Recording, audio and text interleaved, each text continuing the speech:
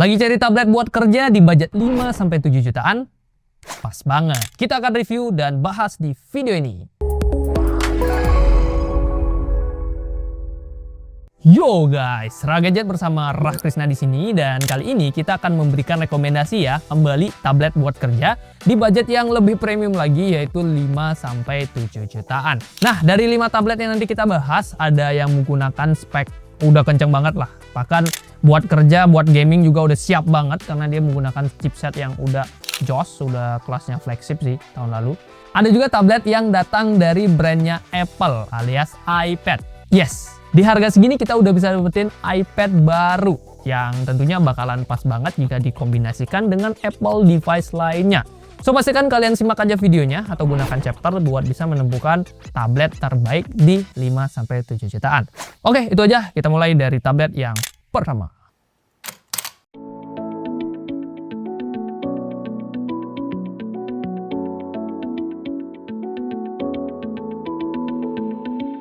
Rekomendasi tablet kerja harga 5-7 jutaan dibuka oleh Huawei MatePad 11,5 versi 2025. Tablet ini adalah kandidat paling oke buat kamu yang lagi nyari tablet buat mengganti laptop. Soalnya ya, dia udah punya ekosistem yang oke banget buat kerja. Mulai dari PC level WPS Office, support keyboard dan stylus, dan juga fitur-fitur seperti multi-window dan multi-screen collaboration. Untuk chipsetnya juga udah lumayan ya. Huawei Kirin T82B dengan GPU Maleon 920C. Hasil pengujian dari Jagat Review nunjukin skor Antutu versi 10-nya juga lumayan kenceng ya, di 760 ribuan poin. Nah, di komen sama RAM 8GB, LPDDR4X, dan storage 256GB, tablet ini udah lebih dari cukup buat ngegantiin laptop, terutama kalau kerjaanmu lebih ke dokumen dan kantoran aja. Atau buat kuliah, ya ini juga oke sih. Soal layar, kita dapat layar 11,5 inch beresolusi 2,5K IPS dengan refresh rate-nya 120Hz yang udah super mulus. Tingkat kecerdasannya di 600 nit. Jadi kalau mau dipakai kerja di rooftop-nya cafe juga harusnya layarnya ini masih terlihat jelas. Build quality-nya juga solid dengan bodi yang super tipis, cuma 6,1 mm dan bobotnya di 515 gram. Soal daya tahan sendiri, dia punya baterai yang tergolong badak ya, 10.100 mAh dengan chargingnya yang juga kencang di 40 watt fast charging. Jadi nggak cuma awet dipakai kerja seharian, tapi ngisinya juga udah cukup cepat. Kameranya juga oke ya buat meeting, ada 13 megapiksel di belakang dan 8 megapiksel di depan. Tapi ada beberapa catatan nih. Pertama, dia Wi-Fi only ya, alias dia nggak mendukung SIM card 4G dan udah nggak ada slot micro SD. Jadi nggak bisa upgrade storage-nya lagi. Jadi kamu harus puas sama internal 256GB-nya. Selain itu, portnya juga masih USB Type-C tipe 2.0.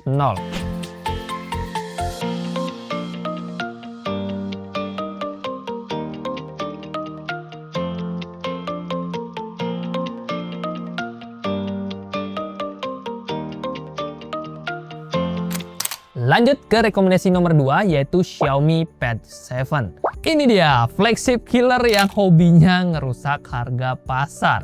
Harganya di kisaran 5,3 jutaan, tapi dia udah ngasih chipset super ngebut Snapdragon 7 Plus Gen 3 dengan GPU Adreno 732.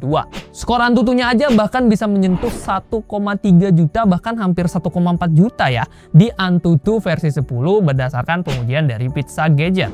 Ditambah lagi RAM 8GB LPDDR5X dan storage 256GB yang udah standar UFS 4.0. Kombinasi ini bikin aktivitas multitasking berat, buka banyak tab di Chrome ataupun ngedit video 4K akan berasa lebih sat-sat. Visualnya juga jadi juara kelas. Layarnya berukuran 11,2 inch dengan resolusi super tajam 3,2K IPS. Gak cuma tajam, tapi dia juga udah super mulus berkat 144Hz refresh rate-nya. Buat kerja di outdoor pun juga nggak masalah karena dia udah menggunakan tingkat kecerahan yang lumayan tinggi di 800 nit. Secara bodi, tablet ini tergolong tipis banget, cuma 6,18 mm dengan bobotnya yang cukup enteng di 500 gram.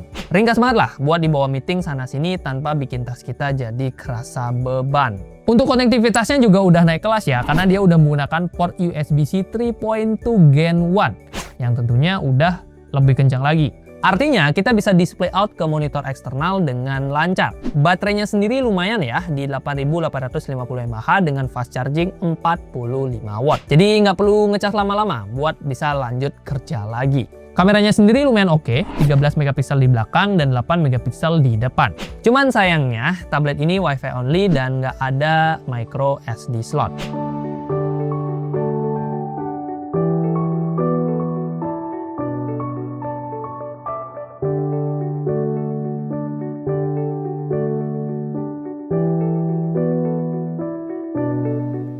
Lanjut ke tablet nomor 3, ada si paling populer yaitu iPad Gen 11. Dengan harga kisaran 6,3 sampai 6,5 juta, ini adalah salah satu pilihan tablet yang ekosistemnya paling matang buat produktivitas. Apalagi kalau kamu pengguna iPhone dan juga MacBook. Dapur pacunya udah ditenagai chipset A16 Bionic dengan RAM 6GB LPDDR5 dan storage-nya 128GB.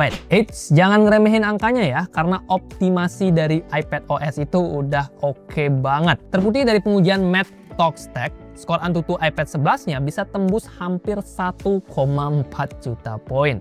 Ya beda tipis lah sama si Xiaomi Pad 7 tadi. Artinya tablet ini udah lebih dari cukup buat ngehandle kerjaan kreatif, edit foto, sampai ngetik dokumen seharian.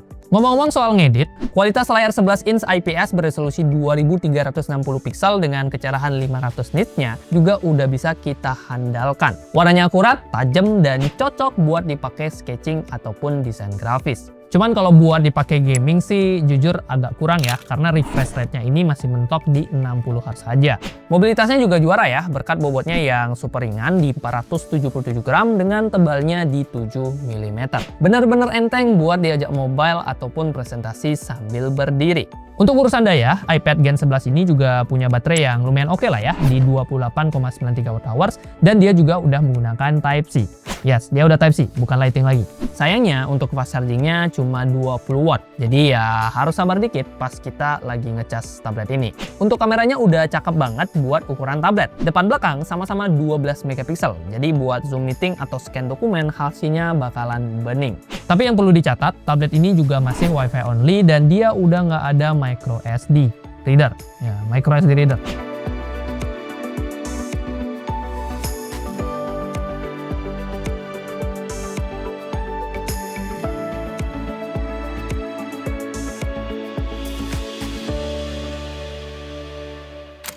Lanjut ke nomor 4, ada Honor Pad 10. Tablet ini hadir sebagai penantang serius di kelas 5 jutaan, terutama di 5-5,5 juta. Buat urusan dapur pacu, Honor nggak tanggung-tanggung karena udah nanemin chipset Snapdragon 7 Gen 3 dengan GPU Adreno 720. Skor Antutu versi 11-nya juga lumayan gokil ya, karena dia udah nyentuh 1 juta poin. Ditambah RAM 8GB LPDDR4X dan storage 256GB yang udah standar UFS 3.0, bikin tablet ini udah enak banget buat diajak kerja multitasking ataupun main game berat sekalipun. Sektor visualnya juga menjadi salah satu yang paling lega di kelas 5 jutaan. Kita dapat layar jumbo 12,1 inch IPS beresolusi 2,5K. Gak cuma gede, tapi juga udah mulus banget berkat 120 Hz refresh rate dengan tingkat kecerahannya di 500 nits. Meskipun layarnya ini tergolong bongsor, Honor Pad 10 tetap terasa elegan dan ringkas karena bodinya ini super tipis ya, cuma 6,29 mm dengan bobotnya di 525 gram. Dibawa pindah-pindah meja pas lagi kerja mobile sih harusnya nggak bikin pegal ya. Buat nemenin produktivitasmu, tablet ini dibekali baterai raksasa 10.100 mAh yang udah support 33 watt fast charging lewat port USB Type-C. Kameranya juga udah oke buat standar kerja, yang mana kamera belakang dan juga depannya sama-sama menggunakan 8 megapiksel f2.0. Tapi untuk jaringannya ya dia sama-sama Wi-Fi only, terus juga nggak ada slot micro SD.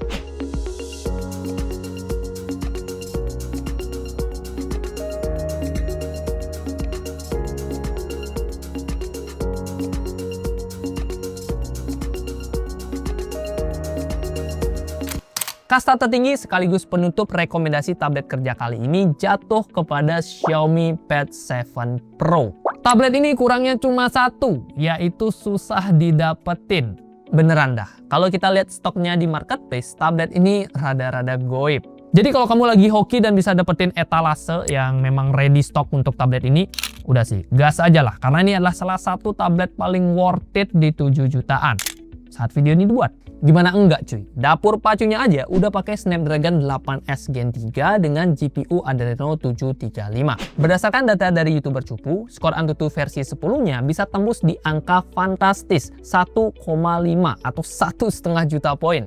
Ditambah RAM-nya ini juga udah jumbo, 12 GB LPDDR5X. Ya, 5X yang lebih kencang. Dan storage-nya juga setengah tera cuy, 512 GB dengan UFS yang juga kencang habis, 4.0. Ini udah kayak HP gaming nih. Ini spek monster yang bakal libas semua kerjaan berat, dari multitasking puluhan aplikasi sampai ngedit video 4K tanpa hambatan. Visualnya juga bener-bener kelas atas. Kita dapat layar 11,2 inch IPS dengan resolusi super tajam 3,2K dan refresh rate-nya 144 Hz yang bikin pergerakan di layar jadi mulus banget kayak masa depan mantan. Tingkat kecerdasannya juga tinggi di 800 nits. Jadi kalau kamu kerja di bawah matahari yang lagi terik juga ya layarnya masih lumayan kelihatan jelas lah. Bodinya super tipis, cuma 6,18 mm dengan bobot enteng di 500 gram aja. Tipis-tipis gini baterainya lumayan ya, 8850 mAh dan asiknya dia udah support fast charging 67 watt. Dan untuk portnya dia udah pakai USB Type-C 3.0. Buat kamu yang suka Zoom meeting, kamera depannya ini juga juara ya, karena resolusinya gede di 32 megapiksel dan kamera belakangnya juga lumayan 50 megapiksel. Cuman soal jaringan ya lagi-lagi WiFi only, sisanya udah the best lah. Udahlah, langsung bungkus aja.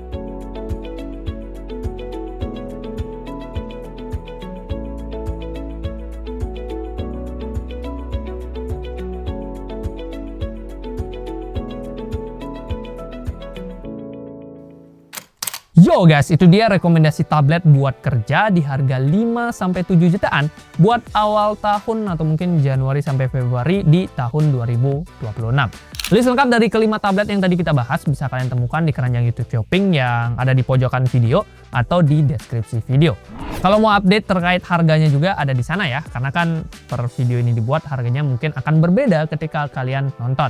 Dan kalau lagi hoki bisa jadi ada promo di sana. Jadi buruan cek aja dan klik link YouTube Shopee-nya. Nah, kalau kamu masih punya pertanyaan, masukan atau apapun bisa drop juga di kolom komentar. Yes, terima kasih buat yang sudah nonton. Like kalau kalian suka, dislike kalau kalian suka, dan kita ketemu di rekomendasi tablet berikutnya. Bentar lagi lebaran. Ya 2 bulan lagi ya. 3 bulan. Ya, tunggu rekomendasinya ya.